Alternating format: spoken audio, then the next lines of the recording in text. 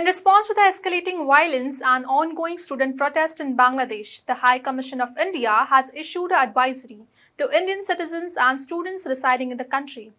The advisory released on Thursday urged the Indians to minimize their movements beyond their living premises due to the increasingly volatile situation. But what is this all violence about? Let's try to understand. Hello and welcome. This is Akanksha and you're watching HW News English. The protests began in last month following a controversial decision by the Bangladesh High Court to reinstate a quota system for the government jobs. This decision overturned a 2018 ruling by Prime Minister Sheikh Hasina's government to scrap the system, which reserved more than half of civil service positions for specific groups, including the relatives of veterans from the 1971 War of Liberation, minorities and tribal communities. The Supreme Court of Bangladesh last week suspended the High Court's order and has scheduled a hearing for August 7. The protest, driven primarily by university students, argue that the quota system unfairly limits job opportunities for the qualified candidates who do not fall in the reserved categories. The unrest escalated significantly this week, resulting in long clashes between the police and the protesters, including students and political activists. The situation turned particularly dire on Thursday, with reports indicating that at least 39 people have been killed and over 2,500 have been injured since the protests have begun. On the day alone, German state-run media DW reported 19 fatalities. The violence peaked when the demonstrators set fire to the state broadcaster, Bangladesh Television, in Dhaka. The attack occurred shortly after Prime Minister Sheikh Hasina appeared on the network urging for calm amid the growing unrest. Reports also suggest that several BTV staffers were trapped inside the burning building. The broadcaster's Facebook page issued a desperate plea for help, stating that dangerous fire in BTV is spreading fast. Seeking a quick response for the fire department, a large number of people are trapped inside.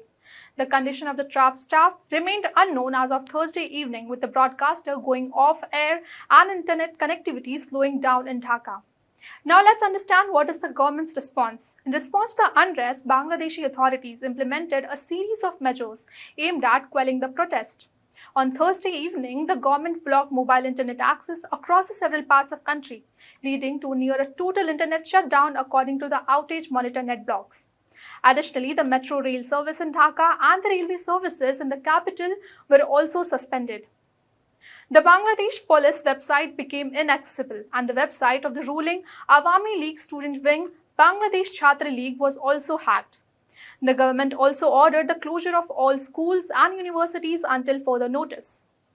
The protesting students demand an end to quota system, which they believe unfairly disadvantages job seeking who do not belong to the reserved categories. The quota system, first introduced in 1972, has undergone several changes over the years.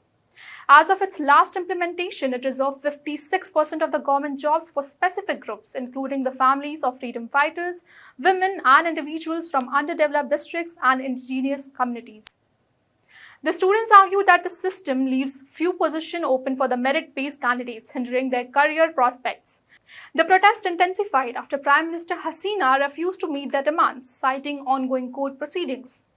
Bangladeshi Law Minister Anisul Haq expressed the government's willingness to hold talks with the protesters. He said, "Whenever they agree, we will sit and help any time. Government has agreed to hold talks with the quota reformists." Meanwhile, Prime Minister Hasina condemned the violence and called for patience until the Supreme Court delivers its verdict. The current protests reflect a broader discontent with Prime Minister Hasina's administration, which has been accused of authoritarianism and stifling dissent. Rights groups have also criticized the government for capturing state institutions and employing extrajudicial measures against opposition activists. Mubashir Hussain, a Bangladesh expert at the University of Oslo, commented the protests have been evolved to a wider expression of discontent with Hasina's rule. He said they are protesting against the repressive nature of the state. Protesters are questioning Hasina's leadership by accusing the clinching of power by force. The students are in fact calling her a dictator. The violence has severely disrupted public services and infrastructure. In Dhaka, other major cities, the student protesters have blocked the roads and train routes, causing significant hardships for the residents. The Dhaka metro was shut down after the protesters set fire near Mirpur 10 station. Train services were also heavily impacted in districts such as Kalina and Chattogram. In response to these developments, the High Commission of India in Dhaka has issued a series of contact numbers for Indian nationals seeking consular support. The contact details are also mentioned in the comment below. That's all for this news report. Till then, keep watching HW News English and also download our app HW News Shorts for the latest news and updates. Stay ahead with our cutting-edge news app. Instantly access the latest shorts in just 1 minute and breaking news in just 50 words.